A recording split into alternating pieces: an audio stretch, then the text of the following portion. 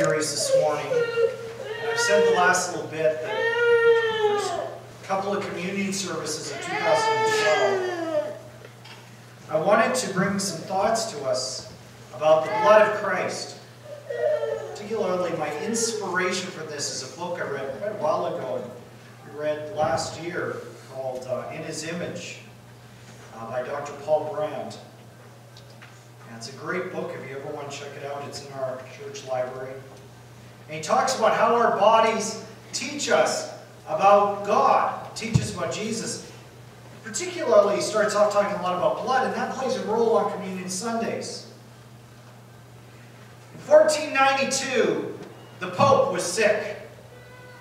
And the doctor in the Vatican had a radical concept. He knew that the Pope was bleeding. And he knew in his mind that somehow that blood needed to be replaced. And so he came up with the idea of getting 3 orphan boys together, and don't know exactly how he did it, but he rigged up a system to take blood out of these boys and put it into the dying Pope. The problem with it is he didn't really know what he was doing. The 3 boys all hemorrhaged to death, and the Pope died about a half an hour after that. It didn't work. As a result, for about 200 years, everybody kind of abandoned this idea. You don't want to give people who are losing blood. It's good to lose blood. Something called bloodletting.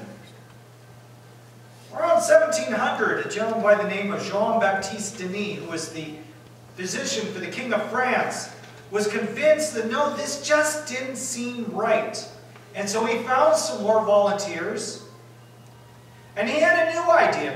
Maybe the problem, okay, if we take blood away from somebody, there's the risk they could die. So maybe I'll get these dying patients, and we'll give them sheep blood. And that didn't work a whole lot better. They all died. So this idea of bloodletting, and maybe you need to lose blood to save somebody's life, continued. They knew in that era that life was in blood. But they thought it more had to do with one's sanity and personality than rather a physical thing. If you've been with us for a few years, you may recall I did a sermon series a couple of years ago about the temperaments. And I talked about 4 temperaments, the choleric, the melancholy, the sanguine, the phlegmatic. And I said the Greeks had this theory that different parts of your blood contributed to your personality by what percentage of these vials in your blood they made your personality. But they were quite convinced of this still in the Middle Ages. And so they were quite convinced that maybe we should try this some more, because maybe if somebody is insane and we put a sane person's blood into their bodies, maybe that'll help them be a little closer to sane. And then they got a really great idea. If we've got a married couple that's not getting along, well, that's about their personality. So maybe if we take some of the husband's blood and some of the wife's blood and put them in each other, that'll solve all their problems. Didn't work too well. But it was a nice thought. In the 1800s, a doctor by the name of James Blundell, however, was completely convinced this was all, it was close, but there must be a physical reason. And he predominantly worked with moms who were giving birth. And when there was a lot of hemorrhaging in childbirth, he thought, maybe there is a way. We can take blood from somebody who was healthy and give it to somebody who was hemorrhaging to death. And he actually was successful almost 2/3 of the time in saving their lives. Now, he wasn't completely giving up on the Middle Ages ideas. He would only give a woman's blood, because he'd hate them to become more masculine in their characteristics. But he had the right idea. And that started a process in the medical community that continued and really got perfected during World War I. And further in World War II, of finding a way to take blood from a healthy person and giving it to somebody who needed blood. Dr. Reed Betts was one of the first thoracic surgeons in India. He was actually from the United States. He was originally from Boston. He spent several years at the Vellore Clinic in India. And he arrived there in 1949, but if he was going to perform chest surgery, he needed to have blood. And he found there was a great obstacle in that the people of India were convinced that they gave up their blood, well, that was like giving up their lives. And their lives would enter into this other person's life, and it just wouldn't work. And so time after time, he would try to talk family members that were just starting to understand how to type blood and things like that. And they knew the best hope, the best way to get the same type of blood was to go to family members. And so he would go to family members and say, can we have some blood before we go into the surgery? And over again, the answer was, no, of course not. And he wrote that usually, when somebody came for surgery, the whole tribe would be there. I mean, it'd be the extended family. You'd have 10, 20, 30 people there. And there was never a lack of family members to consult with. And he said all the time, the way it would go is he would talk through a translator. And he would give an example of a 12-year-old girl with a bad lung. And Reed wrote that he went to the family and said, we need to operate to save the patient's life. And the family members would all gravely nod, agree. And then he would continue and say, and we need 3 pints of blood to do the surgery, of which the family needed to donate to. At that news, the family would huddle together and start talking in their own language, and then they would come out inevitably and say, we'll go buy 2 pints of blood. But she said, there's none available. And every time he had a little play he would go through, he would turn beet red. I don't know how you can pull this off. And he was completely bald up top, and his head would turn beet red. And he would try to control his voice, or at least act like he was trying to control his voice, as he would explain that there is no other source for the blood. It could not be purchased. They might as well take this girl home to die.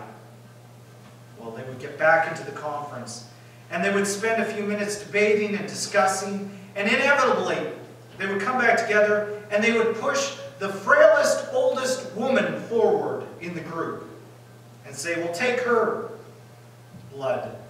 She's going to die soon anyways. And Reeve would stare at the well-fed men who were young and healthy and had made that decision. And inevitably there the dam would break. His anger would boil over. And his bald head would blaze red. And he would start talking in a halting version of their own Tamil language. And with a strong accent that very few of them could really understand, but they'd understand the anger and the odd word, he would start pointing fingers and yelling. And then would immediately call over one of the other physicians. Come here. I can't stand this, and I will not risk that poor girl's life. And he would roll up his sleeve and say, take my blood. Bring the needle. And the other doctors would always get nervous because he'd have to do this multiple times a week. He can only give so much blood. But they would come over, they would stick the needle in. There would be a little rupture as the blood came up, and immediately the men of the group would say something. Look, the white doctor is giving his own life. The onlookers would feel such shame upon their family, upon this drama, that they would start stepping forward to give their own blood.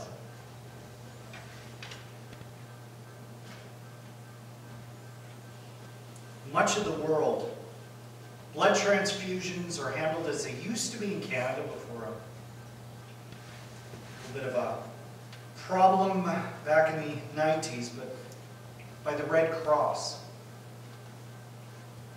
When Jesus talked about giving us his blood, he did not foresee an institution like the Red Cross, but is it not interesting that it is his symbol that has become the symbol of blood transfusions?